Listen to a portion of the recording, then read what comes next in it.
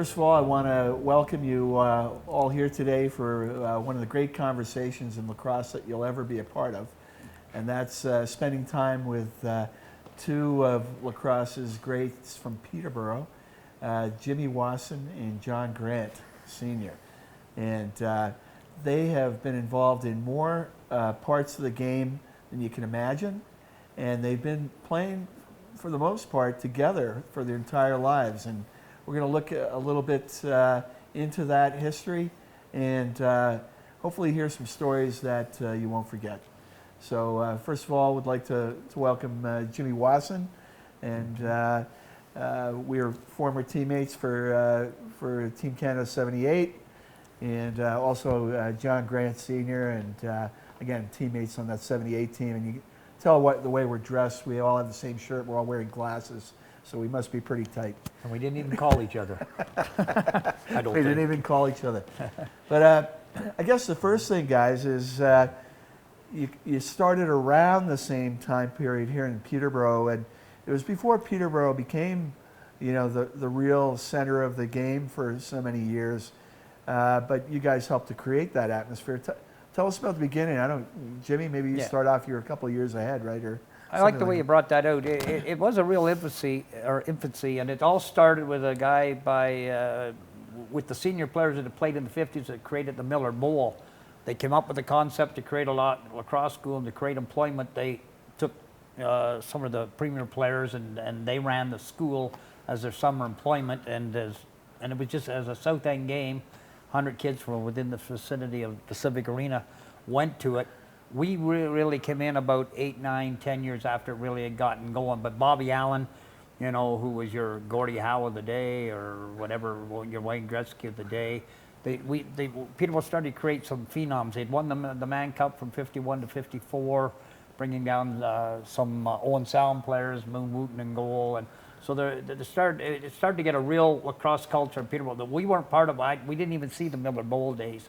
But we came in 61, but some of the instructors, Bobby Allen became an instructor, and it was around 59. I got brought up to the school by my uncle in 59, and John tells us about the chocolate milk story, so, you know, which was a lure to get the kids to play, and without really knowing that you were getting it. And so we formed the 61 novice team, which Donnie Berry coached, and that 61 team was Peterborough's first All-Ontario first All-Ontario championship, I think, at the A level or whatever. And our particular team, and John was on it, and Greg Thomas, we ended up sending probably 5 or 6 guys. Anyway, that became the nucleus of Peterborough's first Minto Cup team 10 years later. Gordie Floyd? In 1972, Gordie Floyd was on it, Pete Guerin was on it, Greg Thomas, a lot of names. Actually, that entire team could have gone up to Junior A because we'd all won the midget championship together, basically the good majority of us, 9 or 10 of us.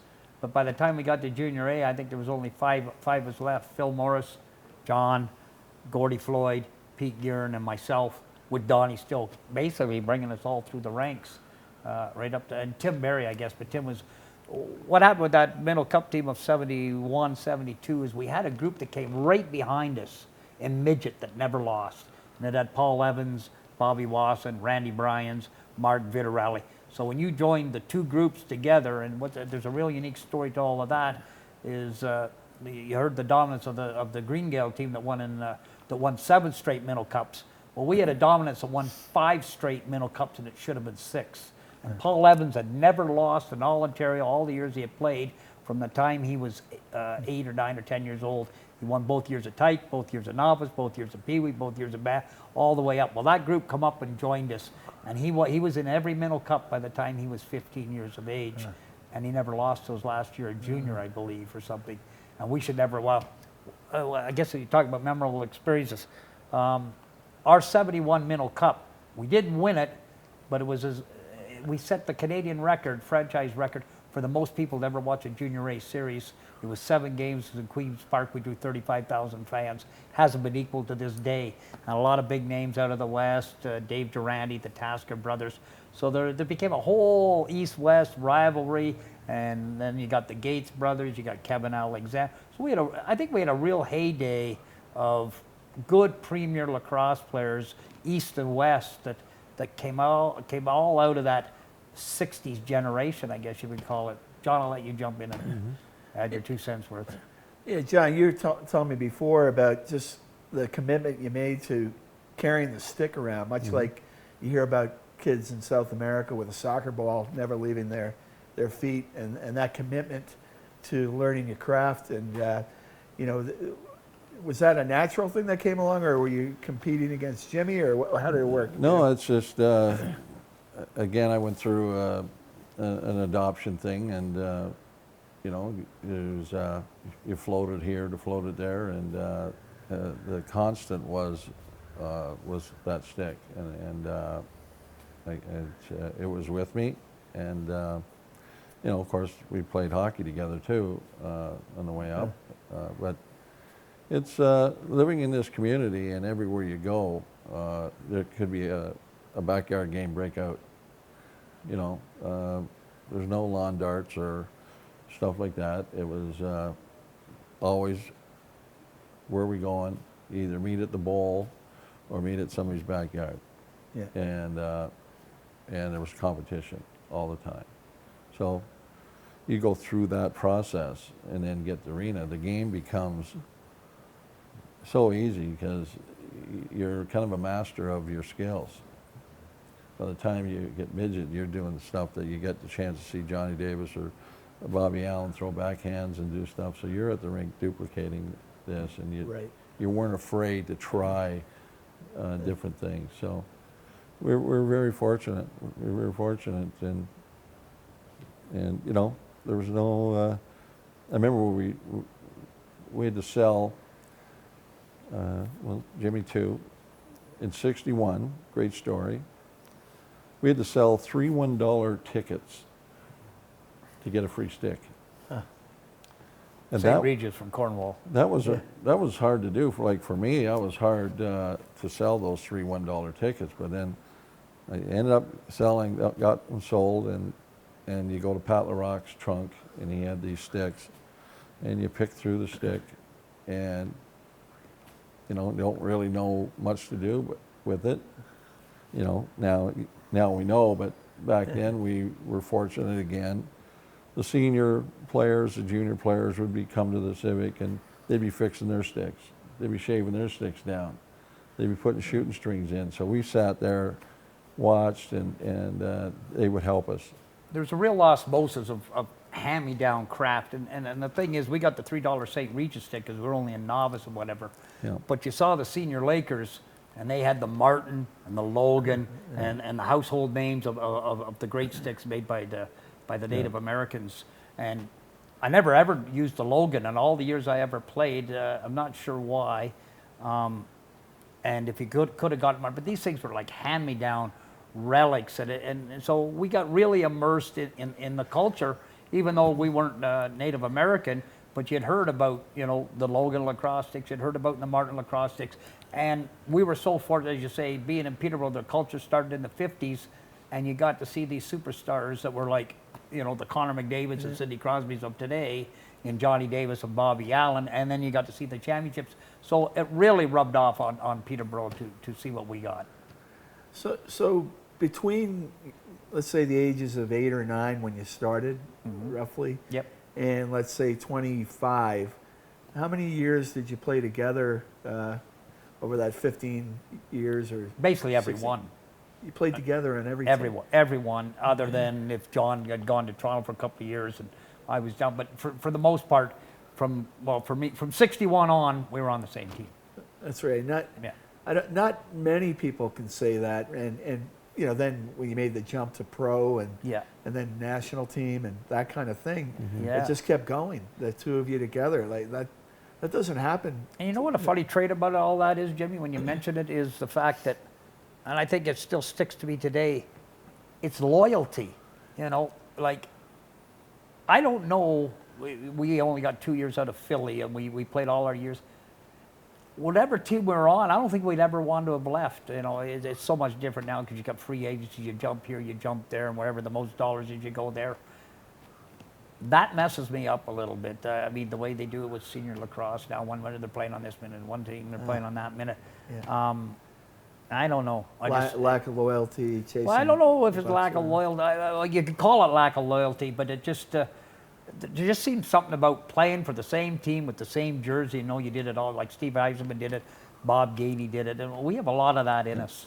Yeah. Well, for example, look at the group from junior, when he started playing junior A, Tracy, the Evanses.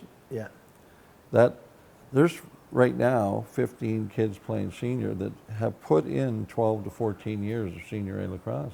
Huh. We have basically 15 kids from started in minor lacrosse that have been loyal to Peterborough. And I think a lot of people from outside of Peterborough look for that tradition and loyalty. When they come down here, you got Mark Matthews here this year, you got Mac and Vince that's played. Once they get here, they get to see that tradition, they get to see that loyalty. It's really contagious. Yeah. Well, you got to see it when we were honored, the 7-8 team, in between periods here. And I said to you, I don't know if you remember, you guys, I said, this is the first standing ovation you guys will ever get in Peterborough from being out of towners. Enjoy it. So it was, and talking to the guys like Wilson out west and Patty they're- Differ. they're Patty Flint. Differ, they were just immersed because they were true lacrosse people Yeah. out west, and this hall, the job that Paul and Kenny Richan and this core group of 18 people, volunteers, this place is amazing. Yeah. It really is. It holds so much history, and again, another piece of how lucky we are to live in this community.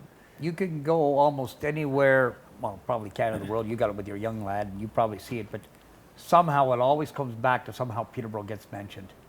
You know, and whether it's the Gates, and Gary's here just the other day, or you know, whether it's a series that you once played against the Western people, or the fact that you went down to the U.S. and the name that John Grant Jr.'s made, you know, which pushes Peterborough to the forefront, or there's always somebody that gets tied back to, you know, talking about the city. So when I first met you guys, I was kind of an outsider because I was a pure field guy, Yeah. Canadian, but grew up in the U.S. and got Yeah. dropped in Yeah. from Mars, basically. And I didn't know anything about the box culture or anything like that. I remember those bus rides we had all over the place, becoming a team. Yeah. And I thought you guys hated each other. You know, that was the thing. I go, do That's they the only really way we could dislike- get along was I to go, hate "Do each other. I go, do they dislike each other, or what? Or what's the Do story? you fit Carmen on this story at all, or was it just John and I? Carm was pretty quiet. Yeah. Right? Carm was pretty quiet. Yeah. But I'd ask Mike French, go, Mike, like, what happened between them? You know, like that kind of thing.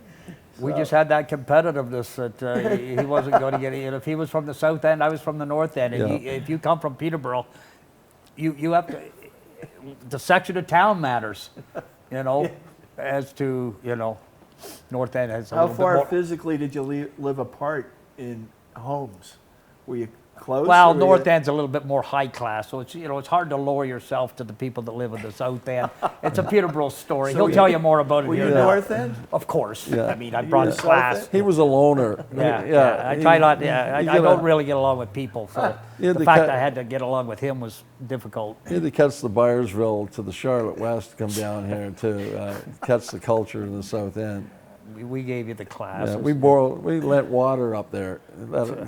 Okay, so in the U.S., there's a Mason-Dixon line separating the north from the south. Is there a line in I think the Peterborough? better comparison would be Long Island to Baltimore in field lacrosse. right. The mentalities. But I mean, in Well, Peterborough, is there a street yeah, that there- is a dividing line? Yeah. This city is so unique when you look at. I'm trying to see what that line is. We have in East City, it's like their own little town. Yeah. They got one of the best ball diamonds, hardball and softball. For years, some of the best baseball players would be here. Yeah. And that was East City. And Bob Gainey was an East City guy. But a lot of kids from East City usually didn't play lacrosse. Not many from North End. didn't venture down to the south end because the Moyle Center and The arena and situation. the arenas were based in the south end. You got to credit the council for making those smart decisions in those days. That line would be Park Hill Road, Yeah. if anybody knows what it is. Oh, yeah? From Park Hill above, and that's where the university's in the north end, you know, the classier part of town. Sorry, John. Do you guys remember the actual moment you met for the first time? Do you remember that? Or was it more like a blending of you being at that school or? It's a nice way of putting it. 61, you knew he was on the team. We all knew we were on our team, and we would play in the backyard.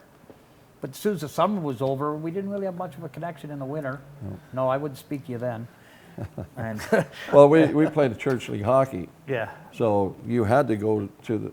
So I played for St. James. You were. Yeah, that was another affinity to your church. Even though you didn't have to be Yeah. that religious, but if you were a North Ender, you were at North Minster. So you had to sign, St. literally go to James. church, sign in, Yeah. and then once it started, you were sent down crayons and whatever, Kool-Aid, and you weren't really in the general mass. But you couldn't play hockey in Peterborough unless you went to church, if you were going to play in the church league. Is that right? So we would play against each other in hockey, and then they made an all-star team from all the churches. I think it was So- around Bantam Midget Yeah. that we really started, because we did the backyard lacrosse a lot. And I can remember, and this is so weird because you don't even want to admit it, but we'd be going down George Street, 16, 17, 18 years of age, rolling the ball. We never stick out of our hand. I mean, that's ridiculous to have a 16, 17. That'd be equivalent to probably somebody going around with their skateboard today. But we would be rolling the ball off the curb, catching it, throwing it, rolling the ball off the curb, catching it, throwing it, play. And we're still doing that at 16, you know, when you probably should have been interested in girls, and we were a little slow with that. I only got in trouble. Yeah, I got in trouble. I got tied up with a teammate, Bobby Clark. He North was Ender. North Ender.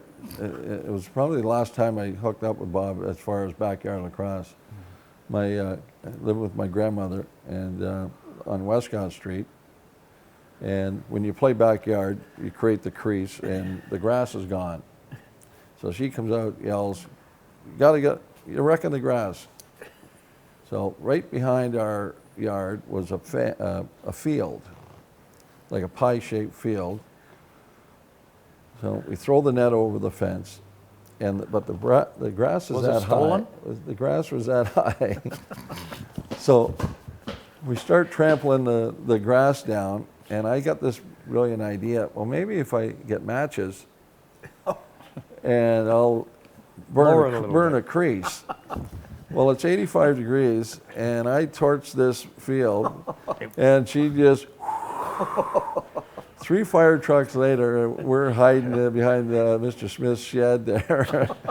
I don't think we ever figured out who did this, But you had your field. Got You the had grass your- fire. Yeah. Your playing area.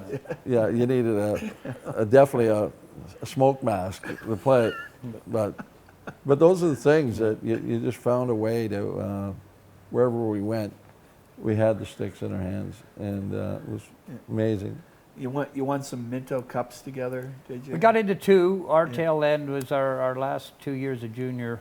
We like I said, we lost the class. The most memorable one is the fact that we lost the 7 games to Richmond again. That had Durante, the Taskers, quite a few players out there that all ended up with great careers. And when we won it the next year, it was anticlimactic because we won it 4 straight. We should have won the 71 one, and the 72 one was just tickety. But we didn't lose a game. We were waiting for them at the airport to come Hurry up, in. get off. Yeah, but in '71, and it's been like this with the old ACLA for years, that they'll try to balance. If they feel there's, the West or the East isn't strong enough, they'll allow you to pick up different players. So that particular year in '71, we were only allowed to pick up 1 player and a goalie. We didn't pick up any. And we decided, Benny had a meeting with us, and no, we'll go with What and we then got. The West, they picked up 5. 5 of the top players in Western Canada. Goaltender, fighter, Yeah. top scorer. Yeah. So, and that's fine. We took 3 games into overtime. We had about 9 goals called back on on Crease crease balls. violations. But it was an amazing series, and we grew from it. Yes. We really what did. molded us. It hurt. It hurt us because it would have been nothing sweeter than winning it out west. But to We didn't know it was our first yeah, one. but yeah, and then '72 we played the same team back here Yeah. and beat the 4 straight. Like they, Yeah. like I say, we met them in Toronto. We couldn't wait for them. Thanks for coming out. Yeah, but But that's where our cocky attitude started. We had the reputations of in Peterborough of, you know, that would rub, and you would see it a little bit, but with the Green Gale guys, Bob Plinoff, Pat Different, we'd come in and barely warm up, and you know, and we'd be playing floor hockey as our warm up, and we had JJ John. JJ was greatest competitor you ever see, but if you saw him before the game started, you thought he would never care. And a lot of us rubbed off that way. We'd all take the same. We were known as being pretty cocky, and I'm not sure where that came from. and this You is might have seen it from '78. I don't know. this is a good segue because our '67 team, we were midget, and with the rich history here in Peterborough, nobody wanted to coach us. We couldn't get a coach, and finally. 2 guys out of the GE that never seen the game before. Never played. Jack Chapman and Doug Stabler was a Yeah. baseball guy. Jack was just a factory guy, and I remember him coming out to the first practice, the two of them, and we knew Doug was kind of cool because he had a crazy 8-ball on the steering wheel with I think he had a '57 Chev, so he was good. Jack come over and he said, "I don't know anything about the game, but I hear you guys are very good, and I think we can work together. And if anybody don't like it, in swear words, you can leave now."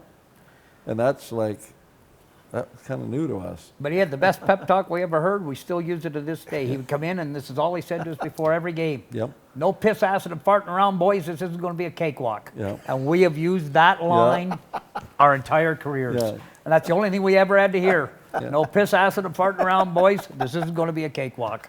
And how much we cared for him, how much we cared for this man. He got a job at Junior B, so our graduating midget year when we won it. Went up to Campbell the next year. Then we went to Campbellford. Most of us never been out of the city. So now so there were 6 graduating midgets, and we all went with him. Yeah. Wow. To Campbellford to play Junior B. Wow. And Mr. Higgins wasn't too happy that we didn't play Junior A, but this man really gave us a lot and taught us a lot, and we were loyal to him for 2 years. So what he didn't know in lacrosse, he knew in life. Exactly. Okay. Yes. There you go. Yeah. All right. And especially for me when I going through some rocky times, he took me in, and so it's Need those guys. Yeah. So what about first Mann Cups? Were you in that together at the same time? Same thing again. Yeah? We were real fortunate. Wow. We graduated as juniors, 21, won our Minto Cup, and the very next year we come out to Bobby Allen's Senior A team. There was a lot of departures. There was only about 5 guys of the old guard. You had Pat Baker, Johnny Davis, Larry Ferguson didn't play that year, but Cy Coombs did. They only had 10 guys out to training camp. Wow. John was a bit of a holdout, and me, Lenny Powers, and Gordy Floyd had come up, and we only rounded out the whole team. And You and John Gordy. finally come out with about 15 players. So we come from a long way back. We were 3rd or 4th, weren't really predicted. Brantford with Morley Kells' team was the powerhouse with Suggett. They had everybody, and we had a Cinderella year of being able to knock them off. Wow. And so we won a junior Minto Cup, won our very first year in seniors. Did you really? So that was a nice heyday. Yeah. 72 to 73. Wow. And over the course of 15 years, we ended up being in 10. I was in 10 national championships, and we ended up winning 6 of them. So we won 1 Minto, lost a Minto. I won 5 Mann Cups and lost 3 of them. So couldn't win out west though. Yeah, that's always been the case, right? Pretty Very tough rarely time does for the longest time yeah, till this yeah. group now wins all the time. The East wins all the time. From 2000 on, the East barely. I don't know if the East has lost twice in the West in the last 20 years. So I'm really interested, lacrosse was always looking for a pro league, you know, and there are different ones that existed in the 60s and before that. And so tell us what happened to create that pro league. Was it 74, the beginning of that? Yeah. And just like how you guys got hooked up with it, and you know, tell us that whole story. Well, this is before emails or whatever, but Jim Bishop and Morley Kells were kind of the... And Bobby Allen. And Bobby Allen were got this thing off the ground, and some people were interested of a pro league, because in '68 they split from the CLA and created their own, kind of like semi-pro. Detroit was in Detroit, it. They had an interlocking with the West in '68. But then they had some cities lined up to and some ownership, and then next you had to submit if you're interested to play or not. Back to his story, though, the three juggernauts were Morley Kells, Jim Bishop, and Bobby Allen, but they really had the connections, and the connections was to the NHL. Jim Bishop knew Bruce Norris. Morley Kell had a lot of... So they had always had it in the head. They changed the rules. They brought in the shot clock of having to shoot 30 seconds. When the ball went out of play, they brought it in. Let's just flip it. Let's not have a face-off. So they brought in a lot of basketball ideas. They're really great brain thrusts of the game. Tried it in '68, knew that it could get bumped up even higher. Let's get to the American cities. Next thing you know, we're in Philadelphia, Montreal, all the NHL rinks, Boston Gardens, Long Island Coliseum, Quebec Coliseum, Montreal Forum. Yeah. So you couldn't get more pro at that particular time. It was like, Ferguson. John Ferguson, and we were just like kids in a candy shop. We're going to be here, we're going to be there, and this is, they're making our dream come true, which even a year ago, when we had played for the Lakers a year before, it wasn't even on the map that this was on the radar. Mm-hmm. That must have been one of the most exciting times going to see the potential of that happening. And well, we ended up getting to Philadelphia, which Bobby Allen ended up being the coach of, which was '74, and at the same time, the Flyers are winning the Stanley Cup, '74, '75, with Bernie Perron and Bud Clark and Flyer, and it was just, it was like Beatlemania, and John can pick up the rest of the story. And Philly was like a city that just loved rough and tumble sports, right? And lacrosse was perfect for Philly, right? Yeah. Well, it was a great. I remember being when the draft and the news come out. Who went where, and it was to me, anyways. It was very. It hurt that because we looked at we look at '73 now. Hurt. And the kids that were coming up, if there hadn't been a pro league in '74, '75, the Mann Cups, possible Mann Cups coming through the city with the talent that was coming up, like the Evanses and his younger brother, and it would have been unbelievable. But that stoppage. The Pro League folded Major Series Lacrosse in Peterborough for 5 years, which was the unfortunate part there's of a price the for whole everything, thing. isn't there? Price for everything. Yeah. And it hurt the group that came behind us, Paul Evans, Bobby Wasson. They were all ready to go into the draft. We only lasted 2 years as a Pro League. And from midget that year, Jimmy and Gordy Floyd and Lenny Powers and myself were on a line together, and then we won it in '73 together. We're on the second unit, and we had something. It was really special, the four of us, and Jimmy Villeneuve was one of the fillers, kind of, but didn't matter. The four, we were together, so it really hurt when Gordy didn't get to Philly and Lenny Powers. So the draft split everybody. Yeah. So. Oh, they wanted parity, I'm sure. Yeah, that's what it was. Yeah. Ranked people, and you went where you went, and we just got real lucky that. So when was the first inkling that things weren't going right? For the Pro League? Yeah. Well, John gives the best analogy that I've ever heard. It was like winning the $1 million lottery. We're in it for 2 years and losing the ticket. Huh. It was like the carpet was pulled right out from underneath your feet. And if there's anything that is affected to this day, we're both 67 years of age, and the bewilderment and the wondering of what would have been or what could have been, and where, that league, if it could have gone and it could have sailed, it put lacrosse, like I said, we barnstormed to get this new pro league going with just before the Eagle League. And there's a whole group of people that only believe lacrosse started in 1987. Right. They give no recognition to everything that became, and nothing falls out of the sky. It's like the Lance Blue commercial. Everything happens for a reason. Right. And our 74 is only the reason why you've got what the pro league is today, but it doesn't get enough of the recognition it deserves. Right, right. Somebody should be doing a book on that time period. You're Well, even absolutely right. You got to remember, we played a 40 and 48 game schedule. That's 3 seasons, and that's wooden sticks, Yeah. not Tupperware. Yeah. Right. So, yeah, we had probably a 30-man roster because It was a 10 of grind. them were hurt most of the time, but it was amazing. We were the luckiest to Yeah. play in that city. We got to go on the ice, During once the we Flyer moved Stanley down Cup there. run. So, yeah, we got tickets to. We were NCUP. royalty. We Yeah. were treated like pro athletes, whether they're baseball players, Yeah. football Nice. players, or whatever. We saw the Rolling Stones. You got to Yeah. see Don Rickles. You got tickets to all the Yeah. baseball games, Flyer games, on TV. We were on the Mike Douglas show. That's what I was going to say. We You were in guys had sport. a We were in lot- Sports Illustrated. All the league was followed by Sports Illustrated, and fan mail galore. I mean, they didn't know we were making $100,000, but they thought we were like Mick Jagger. They made we played a mock game in outside the studio, and we played against Gladys Knight and the Pips. Did you really? Yeah. And Gladys Knight, she had the goal equipment on, and Yeah. Mike Douglas had the goal equipment on, and, Yeah. and we had this mock game, and then we lined up after, and Charlie Callis was a comedian then, Yes. and Johnny Bench was a guest there, but it was like I said, it was so was- special. The fans, they just loved it.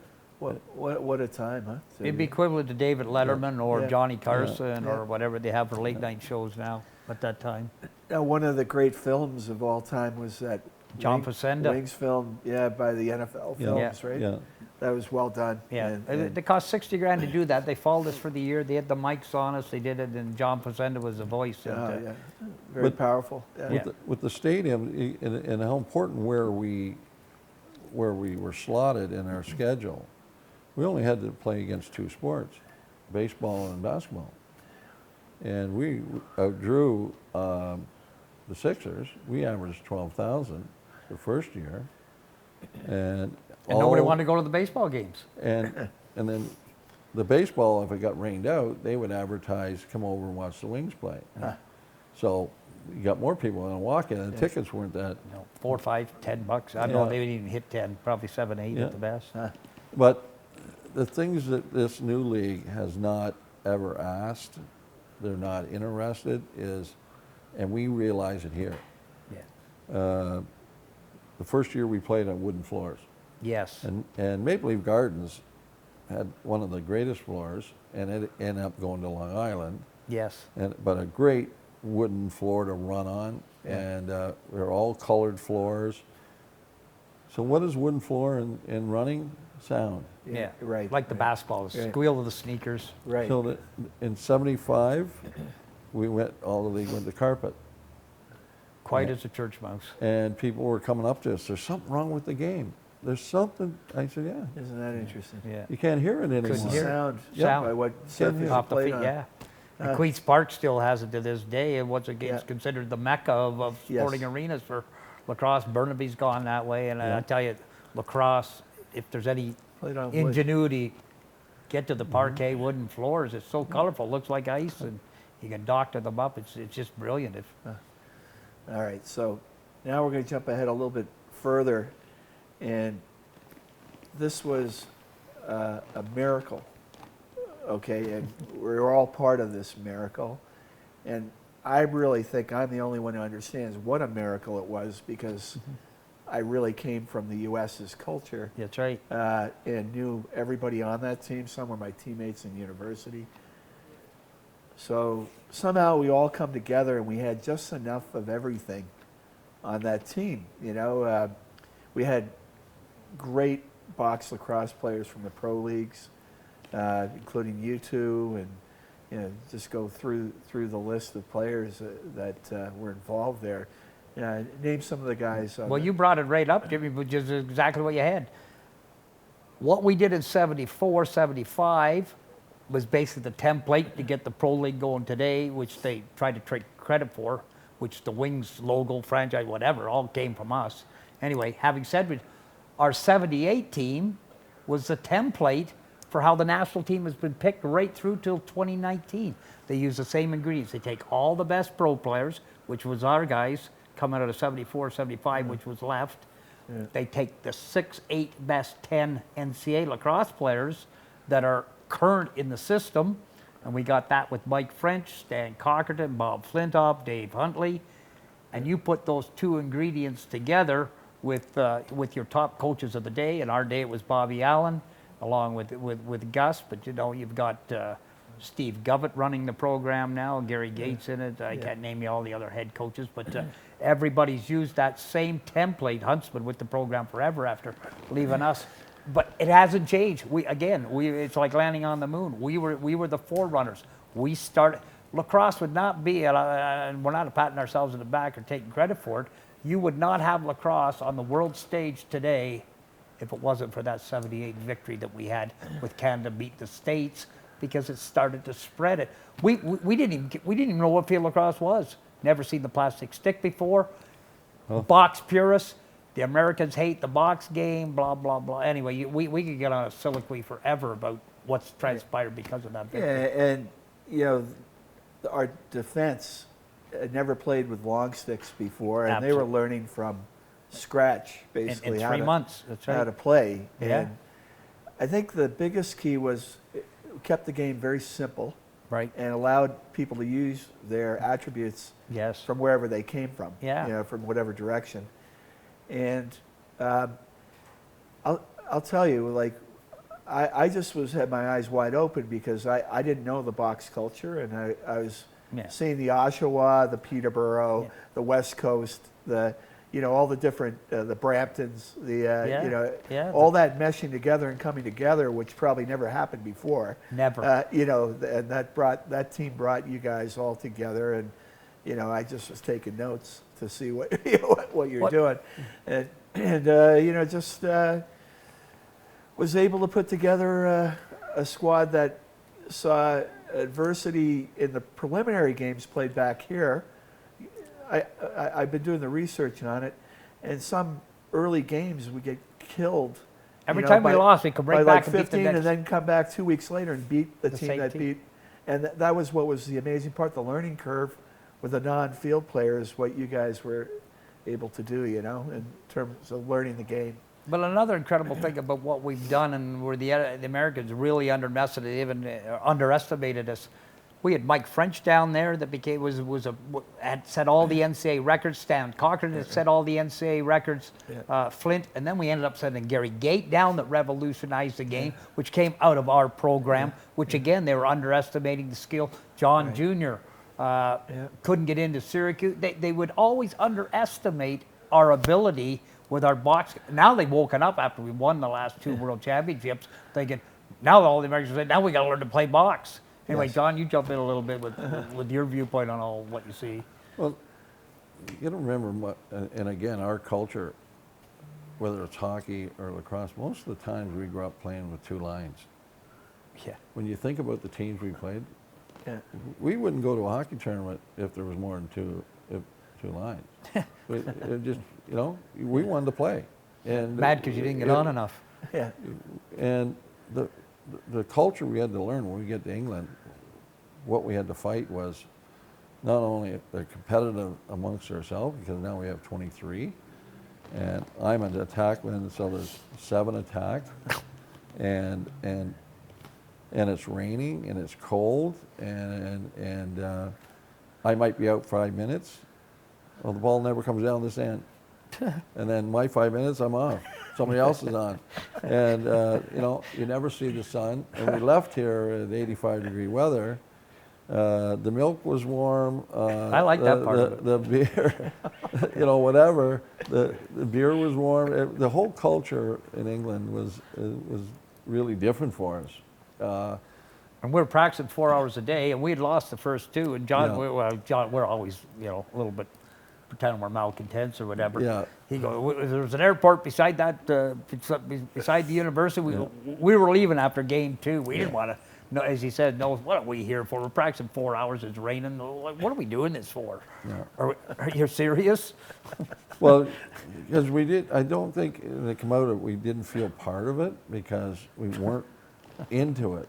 It wasn't, we had to learn as we go, too. So, We just like to play the games. I mean, we had to learn, but, to Jimmy's point, like his competitiveness, he knew he could win those draws. Let's and just finally play got somebody. A chance, and then finally, I remember our trainer. We had to win against Australia. Yep. And everybody's complaining. There wasn't anybody that wasn't happy. And Jimmy didn't complain. I didn't well, complain. You did. that we knew, anyways. And I remember Bartlett. Yeah. Right. Barry Bartlett. Barry Bartlett Barry, yeah. was taping, and we're in the morning, and he stood up, and we're in the breakfast hall there, Yes. and the teams. Time out. Did you ever get taped? I was never No, taped in my no, life. Did you no, ever get taped, Jimmy? no. Yeah, I was thinking. What? Oh, he's an American. He got taped. So Probably wore a jock strap. We did wear jock straps. All you wore is underwear from Peterborough. Yeah. Never wore jock straps. for the loom. It's true. For lacrosse. You're But welcome. it's but he stood up and said, "I'm sick of you wimpy Canadians. All you want to do is complain about this, complain about that." He wasn't talking about me. So he goes off, and if we didn't stand up and give him a standing ovation. Yeah. And he said, "Anybody wants to get taped, be there at 2 o'clock. I don't want to hear bleep, bleep, bleep word." And Tape? What's tape? it's, yeah, so we were on the bus. Remember being on the bus? Stop this for a minute. When did you get taped, Jimmy?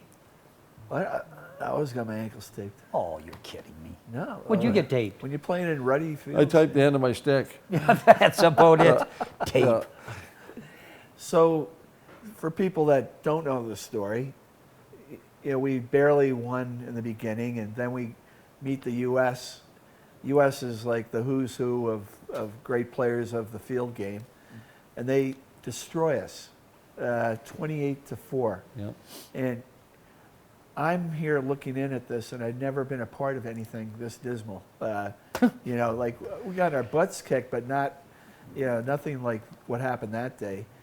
And it made it worse for me. I had teammates playing for the U.S. and coach was coaching for the U.S. And, and I'm like looking at them, and they're looking at me, and they're going, Enjoy the ride. So Mike French tells me that, okay, Jim, in box lacrosse, it's series lacrosse, and there's certain games you worry about, and there's other games you don't worry about.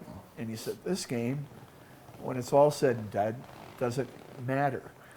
Okay, and I had a little trouble believing that, but I trusted Mike. Should have as hung our around captain. us more. Yeah. We quit after the first 10 minutes. So then we go away, and then we pull an upset on Australia, which was really big because they were really good, But at the same Neutralize their draw man, Jim. I think that was you were our drama. We made them very ordinary. That's the difference. You called it an upset. Yeah. We knew we could handle those guys. Yeah. We Yeah. knew, we were confident that we can right this ship, and just by how the coaches changed the lineup and how they mixed One players game got in, us to the final. Jim, yeah. we'll show up for that one. Well, what our secret weapon was, how many Mann Cup and Minto Cup champions were there on that team, or national NCAA champions? Yeah. And A lot of winners. So we had guys who knew what it meant to play in a big game, right? That's right. And then we got past, at the same time as we were beating Australia, people don't remember this, England played the U.S. to a 1-goal loss. That's right. Which was, that was unheard. So it set the tone Thinking, okay, for maybe England to be completely behind us, the fan base, Yep. and nobody behind the U.S. because they were looked at as being Arrogant. cocky and No, arrogant bullies and all that. And so it set the day for something really special to happen. Like you say, John, what was the bus ride over from Manchester? all I remember in the beginning was I go, are these guys afraid to play? Because it was so quiet, right? The first part was quiet. And then what happened? And then somebody pounded their stick on the floor. And then somebody else pounded their stick on the floor. And then Got the chant going. we got the chant going. And it was loud. Yeah. And It we, was loud. by the time we landed to the stadium, we almost tore the door off the bus. So, yeah, we were ready.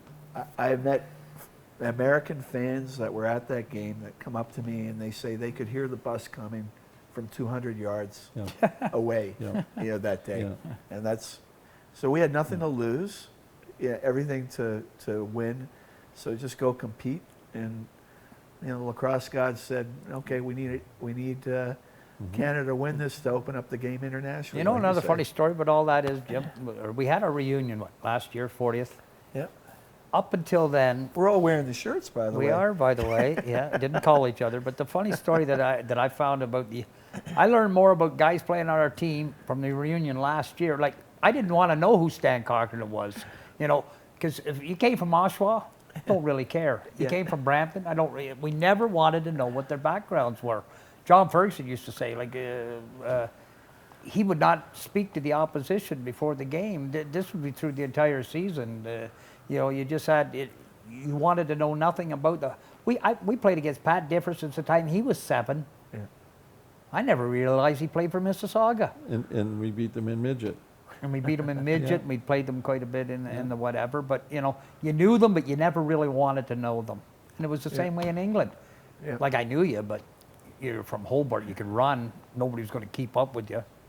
And after that, But I was made an honorary Peterborough citizen that trip. Exactly. let's hear about Yeah. that story. Well, and the to number this day, thing. I can't come in here without getting some sort of key thrown at me. Well, No, I'm just kidding. I want to hear the number story. Oh, Because The number- there's a lot of sulking going on. He was going to quit.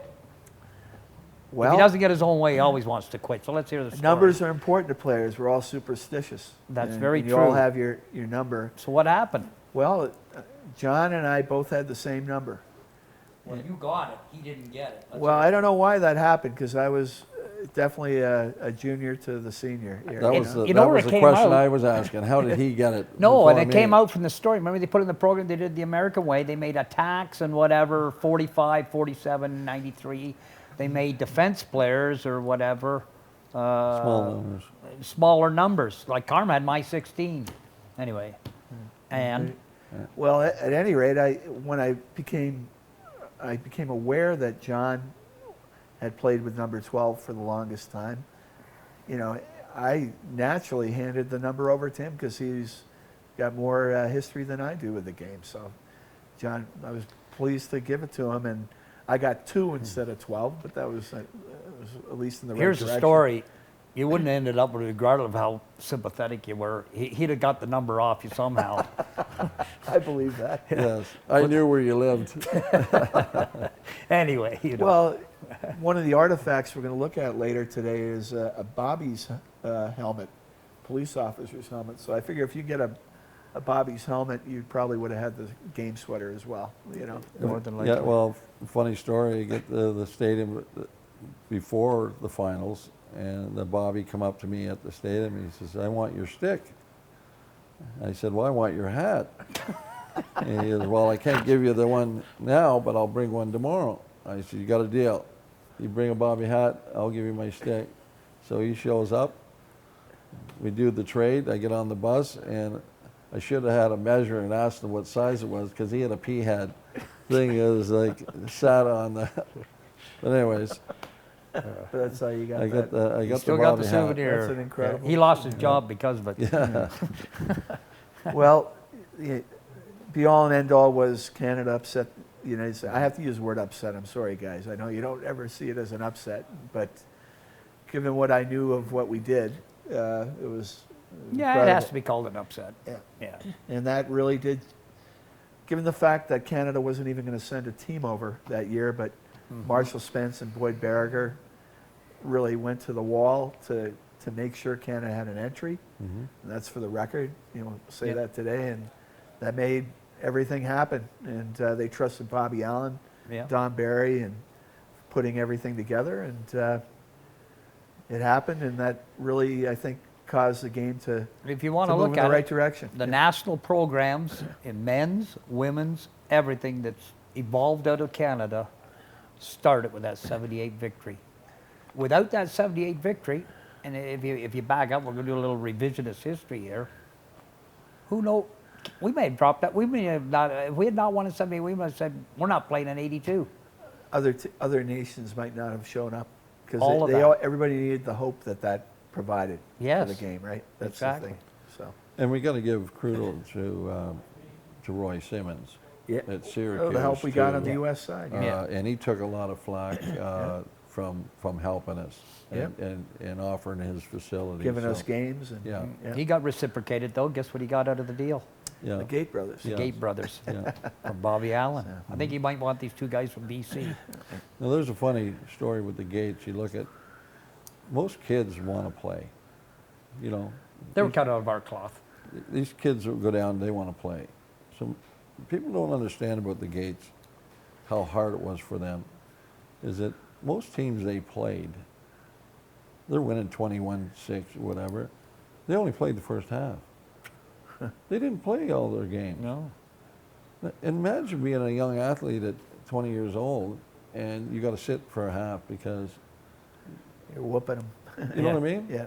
I mean, I talked to Junior about him being in Delaware when he called me in Sault Ste. Marie to want to get out of a thing he signed to go to Delaware, and Syracuse wanted him, but I said, Delaware's going to be perfect for you because you're going to play. Yeah. You're going to play all the time. Yeah.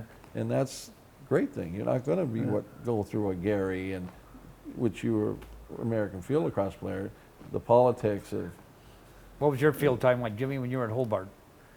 Well, Let's when hear it it. got to playoffs, we ran 1.5 lines. And that's what we And- did and over you in were part England of, too. You were part of Yeah. that 1.5 lines, and You played. but when it got down to the serious part, You and I when can we were relate to playing that. lousy teams, we'd have 5 lines. Yes. You know, that's the way it was. So. and I always look at field teams with those college teams with 40 kids. Some practice for 4 Some years of and them never saw might the not field. ever- It's true. Yeah. Amazing. And again, you're only looking at Yeah. where coaches got you. And those poor kids on the sidelines. If you didn't get on for 2 games like us, we quit. Yeah. But I didn't play for 2. No. I'm not coming out anymore. All right. Well, yeah, guys, I think we're going to wrap it up now because that was a great. Yeah. Took everyone from 59 through key moment and Modern 78 day. and modern day and what you guys have done. And thanks for coming Appreciate by today. And Yeah. hopefully this will be something that they look at for a while and A lot of learn a fun. few of the great stories. A lot of fun. All right. Thanks for the opportunity, Jim. Yeah. Thanks, Thank Jim you, and Jim. John. Yep. Thank you. Go over to John now and kind of go through the. Get the real story? Yeah. Yeah. Where they You met. can't fabricate it any Vanessa better be than the- I. You can't. You used to have big feet. Those are the normal feet for a 10-year-old now, the size 14s. Now they wear size 20 to be your size. That was You're carrying welcome. you. What? My feet expanded carrying you. Yeah. Well, my back went bad from carrying. You grew and I didn't because I carried you.